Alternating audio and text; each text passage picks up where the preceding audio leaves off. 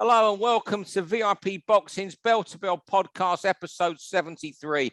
If you can subscribe to VIP YouTube, that would be a big help. Leave a review, even better, because they're media giants then push us further up. We got some sort of thing on Twitter the other week. Someone made us the pod of the week. One of these, I don't know, someone did anyway. So that was good. Anyway, I'm Steve Lillis. With me as usual, John Evans, and his familiar poster behind him. And he's is that a Washington Redskins helmet behind you, John, or New York Knicks or something? This is Chicago Bears, signed by the greatest player ever, Dick Butkus. No. The greatest Chicago Bears, the fridge. And there's not even an argument, the fridge. Yeah. And of course, I tell you what, we're not ignoring this fella. It's the main man himself this week, the boss of VIP, Steve Wood. Woody, thanks for coming on. How are you, mate? Yeah, I'm good, thanks. I've got 2 days' notice for this one, so I'm prepped a little bit. But you should have told me it was a pink day today, and I wouldn't have bothered with my shirt, Lillis. So, Steve, before we carry on, what shows you got coming up you can tell us about next few weeks? Well, in May, we've just got the two. We're doing Blackpool on the 14th, and then we've got a bumper show at Doncaster Races, getting all my Yorkshire kids out on May the 28th. So, busy June and July, and then we've got August off. So ready for the wind down. I'm feeling tired already, Steve.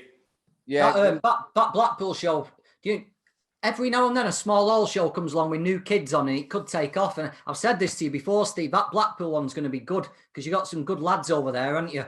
That area is ready to take off. And you know what? The good ticket sellers as well. So everything's fallen into place. Fantastic venue. Good fighters, good ticket sellers, and there's a few coming behind them as well. So, yeah, I think we'll see Blackpool out now for a few years. Steve, what's the venue you use there in that place? Is it the Empress Ballroom you use? Yeah, it is. It's unbelievable, mate. Take some filling. That's a big venue as well. Yeah. But it's adaptable. I mean, like last time for the dinner show, we put the tables in and then we had seats downstairs. This time it's just going to be normal seats, and we've got a chance of opening the balconies if the tickets keep flying out like they are. How many you can fit in there, Steve, seated? Seated, we'd get something like 1,500 on the floor. Oh, really? I thought it was more than that. So I'll go in there to that. I'll go there to a punk rock festival every year, and that's the main venue, and you get about 4,000 in there for a concert. Yeah, I think I've been told 3,000 standing up. Yeah. Is that what it is? Yeah. All right, then, fellas, we'll crack on. There's a lot to talk about. Woody, you know the drill. After 3 minutes, John gets his bell out, he rings, and that's it. And you got to shut up. You know that, mate. Are you ready, John, to start? Yeah, ready when you are. We'll start with you, Woody, and a bit of Shack Attack. Yeah, so I put his name down because it was going to be a question of, was he as good, or is he as good as we've been thinking he is? And obviously, last night, my opinion anyway, he's now gone into a pound contender list. He was absolutely fantastic last night, untouchable, and he's not like beat a mug, has he? He's beat another world champion who was 30-0 and not lost.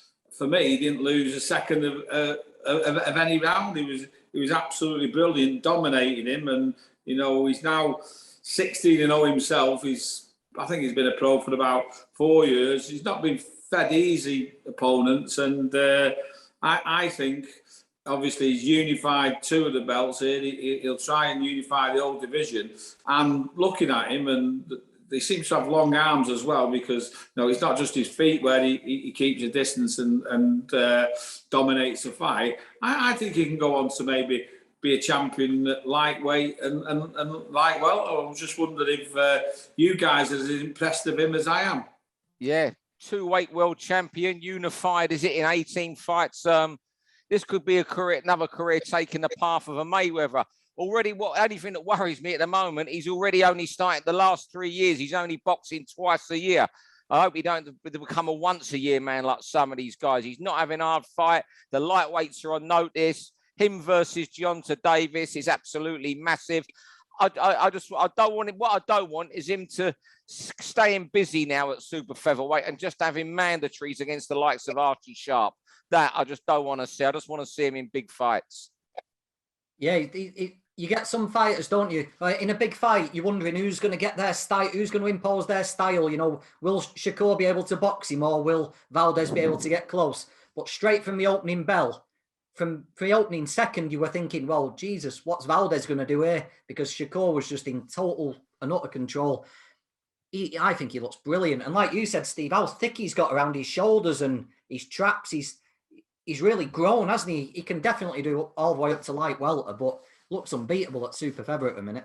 How sexy is him against Gervonta, though? Oh, Jesus. And Gervonta, a free agent after his next fight. You know, it could be, let's make the fight. Yeah, that'd be a great fight. And, you know, he's not one for ducking. I remember we were looking at fighting him with Josh Waddington for the IBF featherweight title. And he'd not had 10 fights, and he was calling it out. You know, he's going to be a superstar. Yeah, he's already there. As I say, I think, you know, he'll take that. He could become. He could, you know, in time. We're looking in a crystal ball. He could become as mainstream as Mayweather. You know, he's from the East Coast as well, and he's, he's just outside Newark, isn't it? He's from. So round two, Garden Queens, of course. Can't not talk about Katie Taylor, Amanda Serrano. Taylor just won that on a desire, just wouldn't be denied attitude in the second half of the fight. I mean, that after the fifth round was monumental how she performed. I don't know whether Amanda, I spoke to you earlier briefly, Woody, whether Amanda had punched herself up. Was it round 7, 8, and 9? She just wasn't there at all. You know what, just throwing it forward, there was a fight at Madison Square Garden, Kevin Kelly, Nazim Hamid. And I remember after that, Fitzroy Lodge Boxing Club in London. Young lads were turning up to box there on the Monday night who had never been seen before because they'd seen Naz against Kelly in a thriller. And this is the sort of fight that will inspire, I hope, will inspire more young women to take up boxing. One more thing about last night. Had there been 3-minute rounds, would Katie have survived round 5? No, I don't think she would. And Serrano, yeah, she went off the edge of a cliff, didn't she, after round 6 for a good while. But if she'd been able to cut the ring off at all in any of the rounds, she would have got Katie out last night. But I also think Katie 2 years ago would have boxed her head off. You know, you could see the difference in ability and stuff. And I think, like you said last week on this pod, Steve, Taylor slipped, hadn't she? Yeah. And that gave Serrano a chance. And it was probably Taylor on her way down, Serrano at a peak, and we just met at the perfect time, didn't we, to create this massive event. But Jesus, she's got more balls than a lot of the fellas that fought on that show, hasn't she? God, that was just courage, that last night. Yeah, and I think what I didn't believe was the punching power would be with Serrano, because I know Katie's only had like 6 stoppages out of her fights, and the other girls had a lot more. But she's been down at featherweight, and it's only less than 12 months ago she was 8 stone 12. So to go up to lightweight and still be the biggest puncher out of the two of them was a bit of a surprise for me. But like you said, after round 6, I won't say she'd gasped, but she put that much into 5. I think she still won round 6. But for me, believe it or not, I had it a draw. But if we had to give it anyone, you know, because of the last 4 rounds the way she dug in, great. But yeah, I'd retire if I was her now, right at the top of the tree. I wouldn't give her another chance. Yeah, I think she may well do, but if they can get the fight in Ireland, a rematch, you know, surely she'd love to fight in Ireland professionally before she retires. Obviously, there's a lot that's going to happen for, I should think, the authorities there to allow a fight of such magnitude in Ireland, because, you know, that would fill a soccer stadium, wouldn't it? Easily. Yeah. Easily. Yeah. Well, I wouldn't give it a chance, because I think if a girl's now pace herself a little bit better, go into the lightweight division, and she could end up going out in a loss instead of a massive win. The bell's rang, Woody. You got to pay a forfeit there, mate. The bell rang. I didn't hear it, fella. Sorry. You lost a point there. We're going to go to you again, Woody, to keep on the theme of last night before we look ahead. Liam Smith performance. Yeah, well, again, we put Liam Smith down like I put Shaka in, because we didn't know which way he was going to go. Was it going to be that it was like a a fight too many for Liam, or would he come out victorious and looking good? And after the first couple of rounds, he just dominated it and broke him down like he said he would. I was a bit worried after the first two. Obviously, Vasquez said he was not a puncher, and Freddy Vargas not a puncher. So that probably made the difference. But Liam come on, and once he's in that rhythm, he's hard to break down. And, you know, when you look back with his last fight with Fowler, he's having life and death in those early rounds, and then he come through and broke him down. I'd just be very careful with Liam now. I certainly wouldn't be putting him in with the Charlo of this world, but you know, he showed last night that he can fight still at that level, and it'd be nice if we could find someone for him to fight for the world title, if there is one, where he's got a possible chance of winning it. Yeah, we love Liam Smith on here, don't we, Steve? One of our favourites. My favourite British fighters of recent years. That left up to the body and the uppercut are beautiful, aren't they? And I tell you what, you say Vargas had no power, but he's not a world-class boxer either, is he? He's not going to outbox you. And if you can't outbox Liam and you can't hurt him, you're in for a horrendous night. And I was thrilled for Liam that he got a big win in America, because he's come short a couple of times. You know what? Good. What a career he's had. He's domestically proven himself in big domestic fights. Fowler, Williams, he's proven on the world stage. All that years, Ochieng, when he was fighting Eric Ochieng, who was a man of matchroom's feared man, but world champion, fought Canelo in front of 65,000 people. It's just a shame that he's never taken off in this country. He's never been a huge ticket sellers, nor were any of his brothers for some reason. They wasn't, in boxing they were A-list, but to the mainstream, and they never really took off. I think, like Woody said, he needs the belts to be fragmented to get another world title crack. But I don't think, if anything, let him go down under, fight Tim Tszyu. Some Aussie promoter will pay him major money.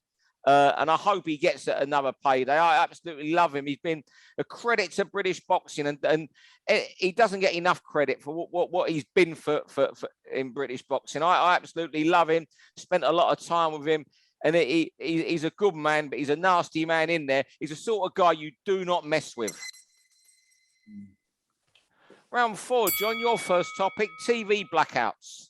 Yeah, I don't know what to make of all this back and forth there was this weekend before Taylor and Serrano about Eddie Hearn complaining that Sky Sports weren't promoting his show.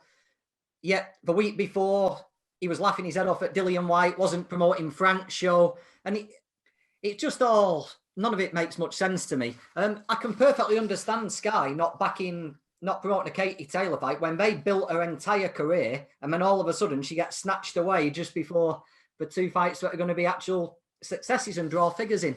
I thought it was a little bit of brass neck, to be honest, complaining about one person doing something that you've not been doing.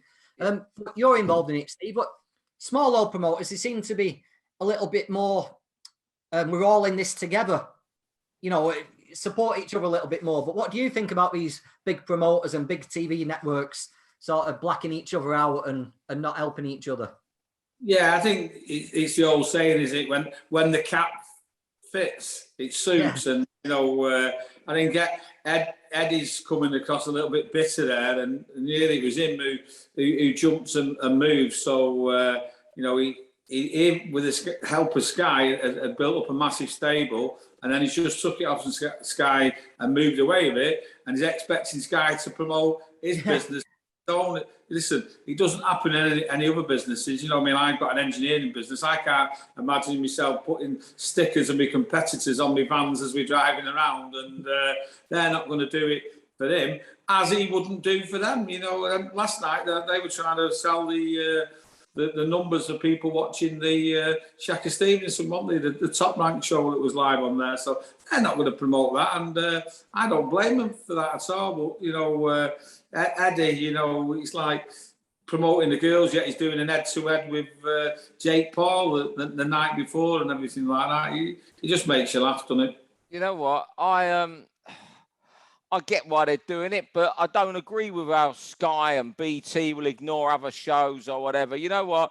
If you think of it, Sky haven't shown any Champions League football for 2-3 years. Imagine if on Sky Sports News they weren't reporting on those games. There would be outcry. They should have reported. Look, you know what? Sometimes you have to be a bit bigger than life itself. You know, you got to show. You know, you got to try and emerge with some credit. For Sky Sports News, a rolling news channel, to just ignore that fight all week and not have someone there. We're not talking Katie Taylor in a world title fight on the Zone. We're talking the first ever female fight to headline at, you know, the most famous sports arena in the world. It's the biggest female fight ever. You've got to give it. You've got to say to you, you know, right, on to me now. You got what I was saying. Best managed boxers. You have your own opinion on this. And what gave me this idea was Spike O'Sullivan. God bless him. He's got another chance against Erislandy Lara for his WBA belt, May 28. And I can't think of a fighter that's had so many opportunities through being matched against, you know, he had the Antoine Douglas, wasn't a bad win, but it's just a diet of club fighters. Spike's beaten. He's kept himself very active on Twitter. If you look against Billy Joe, Eubank, Lemieux, Munguia, stopped in the last three of those I mentioned, and I don't think he won a round hardly. And he gets matched for a win, and he's back. I think one of the guys at Golden Boy seems to look after him now, Roberto Diaz. And what a job they're doing with him. I can't think of a fighter that's been better managed. I mean, I've got to say, well done. I don't know how you're getting the chance, but you just got to give well done to Spike, because he keeps himself in there. I mean, but how the fuck does he keep getting these chances? Someone tell me, or you give me a better managed fighter. And good luck, Spike, against Lara, because if you don't like Spike O'Sullivan, you shouldn't be working in anything.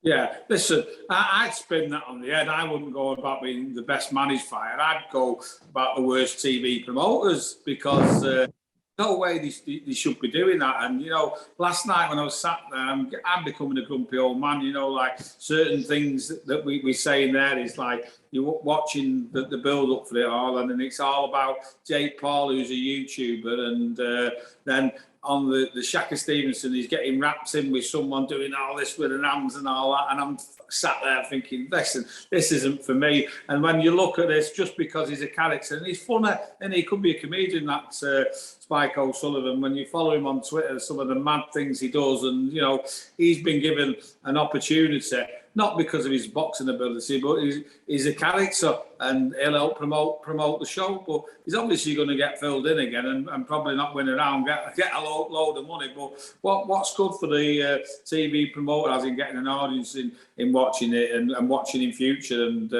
as we say, you know, we want to make sure we keep as many boxing fans as we can and not lose them. But listen, I'm a grumpy old man, and this social media seems to be taking over the pure art of boxing, and maybe that's the way it's going to be in the future.